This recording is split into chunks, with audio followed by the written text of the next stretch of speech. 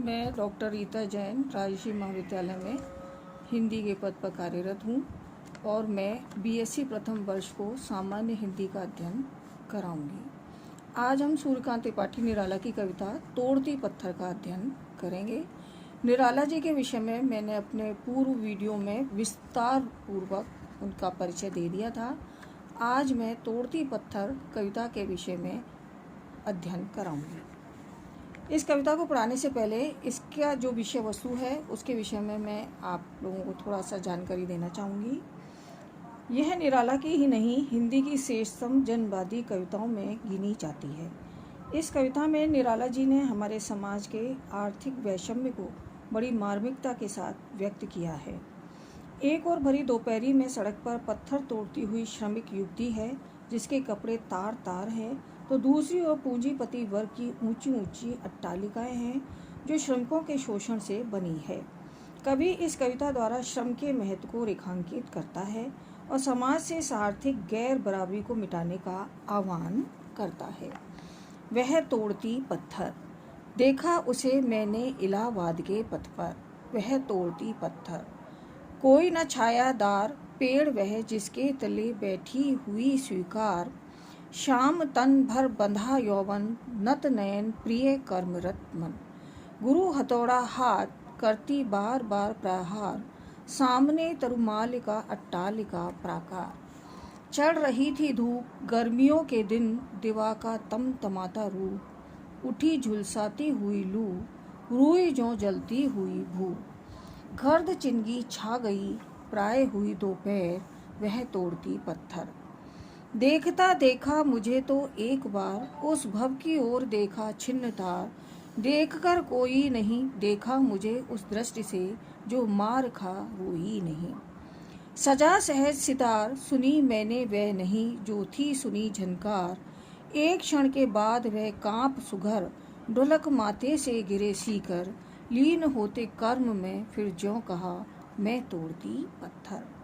इस कविता का भावार्थ बताने से पहले मैं कुछ कठिन शब्दों के अर्थ आप लोगों को बताना चाहूँगी, जिससे कि कविता का भाव अच्छी तरह से हृदयंगम कर सके। श्याम तन अर्थात श्याम वर्ण का शरीर, नत नयन यानी नीची दृष्टि, प्रिय कर्मरत यानी काम में व्यस्त, गुरु माने भारी, तरु मालिका यानी वृक्षों की कतारें, अट्टालिका यानी ऊंचे ऊंचे भवन, प्राकार यानी कि परकोटे, दिवा माने सूर्य, छिन्न तार यानी टूटे हुए तार, सुघर माने सुंदर, सीकर माने पसीने की बूंद, लीन होते अर्थात व्यस्त होते हुए। अब इसका भावार्थ इस प्रकार है। वह तोड़ती पत्थर, देखा उसे मैंने इलाहाबाद के पथ पर। वह तोड़ती पत्थर, कोई न छायादार पेड़ वह जिसके तले बैठी हुई स्वीकार। श्याम तन भर बंधा यौवन, नत नयन प्रिय कर्म रत मन। गुरु हथौड़ा हाथ करती बार बार प्रहार, सामने तरुमालिका अट्टालिका प्राकार। निराला छायावाद की हवाई उड़ान से मुक्त होकर धरती की यथार्थ कविता यहाँ प्रस्तुत कर रहे हैं। आकाश में उड़ने की सुंदर कल्पनाओं से युक्त छायावाद का मार्ग छोड़कर वे प्रगतिवाद के यथार्थ बोध से प्रभावित हैं। किसान, मजदूर, उनकी स्त्रियां और बच्चे अपना पेट भरने के लिए मौसम की विपरीतता में भी निरंतर श्रम करते हैं। यहाँ एक मजदूर स्त्री को जब कवि ने दोपहर की तप्त जलती प्रकृति के मध्य सड़क पर पत्थर तोड़ते देखा तो कवि का मन सहज संवेदना से भर गया और यह स्वतः स्फूर्त कविता उमड़ आई।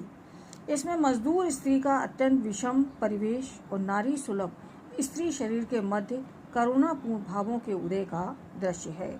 शब्द चित्र और भाव चित्र दोनों का संयोग यहाँ दिखाई देता है। महाप्राण निराला ने जब एक मजदूर स्त्री को श्रम करते हुए देखा तो उनके मुख से अनायास ही निकल पड़ा कि मैंने उस मजदूर स्त्री को इलाहाबाद के पथ पर पत्थर तोड़ते हुए देखा था। वे पत्थर तोड़कर मार्ग निर्माण का कार्य कर रही थी।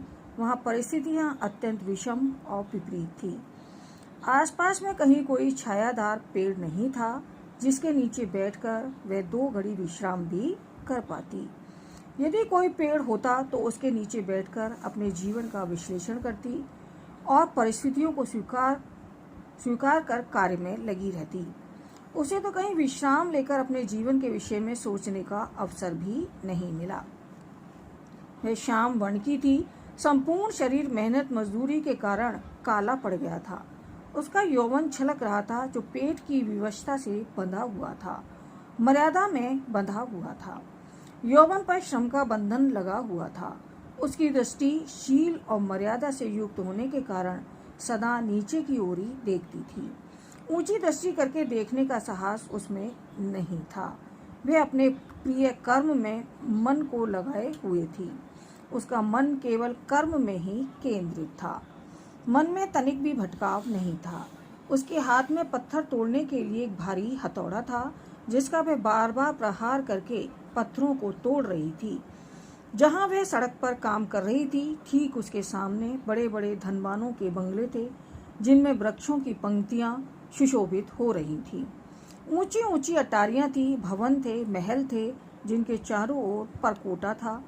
देश की आर्थिक विषमता का सुंदर सजीव चित्रण निराला ने इन पंक्तियों में किया है।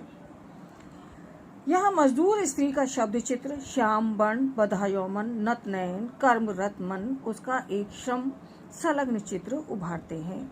सामने तरुमाल्य का टालिका प्रकार में आर्थिक और परिस्थिति जन्य विषमता के विरुद्ध उभरते विद्रोह के संकेत हैं। एक और वृक्षों की कतारें और ऊंचे ऊंचे भवन हैं, तो दूसरी ओर मजदूरों के विश्राम के लिए छाया तक नहीं है।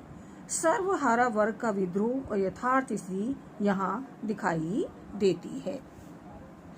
चढ़ रही थी धूप, गर्मियों के दिन, दिवा का तमतमाता रूप, उठी झुलसाती हुई लू, रूई जो जलती हुई भू, गर्द चिंगी छा गई, प्राय हुई दोपहर, वह तोड़ती पत्थर।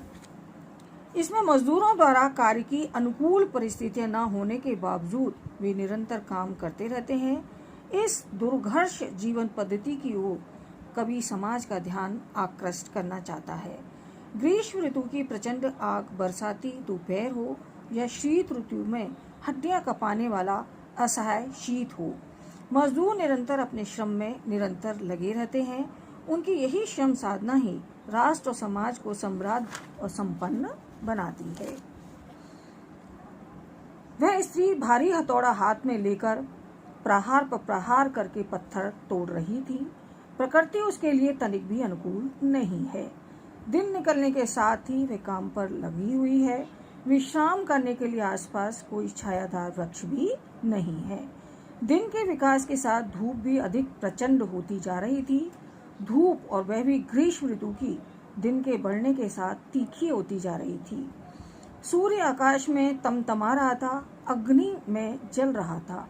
प्रचंड धूप और ऊष्मा के कारण धरती तवे की तरह जल रही थी। धरती का स्पर्श करने वाली वायु लू बनकर सारी पृथ्वी को झुलसा रही थी।